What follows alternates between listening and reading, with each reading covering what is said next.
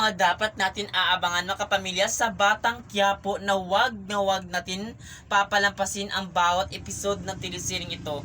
Ngayon, tatapusin na talaga ni Ramon itong si David dahil nagpapanggap ito na anak nito ni Ramon para talaga ay pag namatay si Ramon ay mapupunta sa kanya ang lahat ng ari-arian, pero ngayon ay hindi na talaga matutupad ang pinapangarap ni David kasi nga na-booking na siya ni Ramon. Kaya aabangan natin yan mga kapamilya kung paano nga ba talaga tapusin ni Ramon ang buhay David. Pero ang tanong natin, hanggang kailan kaya maitatago ni Olga ang kasinungalingan at kalukuhan na ginawa at plano talaga niya dito kay Ramon na talagang papatayin talaga ni Olga itong anak ni Ramon na si Tanggol. Kaya aabangan natin ito lahat mga kapamilya sa Batang Quiapo na kinaaadikan natin panoorin tuwing gabi. Kaya abang-abang na sa mga takbo ng teleseryeng ito.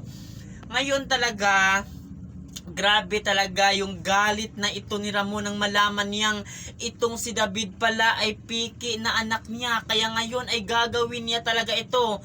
Gagawin niya ang bagay na talagang karapat dapat para kay David. At yun nga, ang patayin niya itong impostura na anak nga talaga ni Ramon. Kaya aabangan natin lahat yan mga kapamilya sa Batang Quiapo. Sa pagkakataong ito, lahat ng kasamaan na ginawa ni David kay Tanggol ay mapagbayaran talaga niya sapagkat itong si Ramon ang tatapos dito kay David.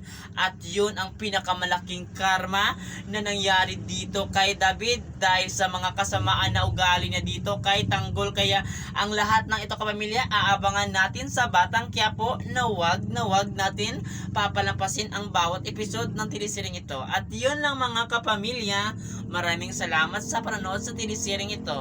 Thank you.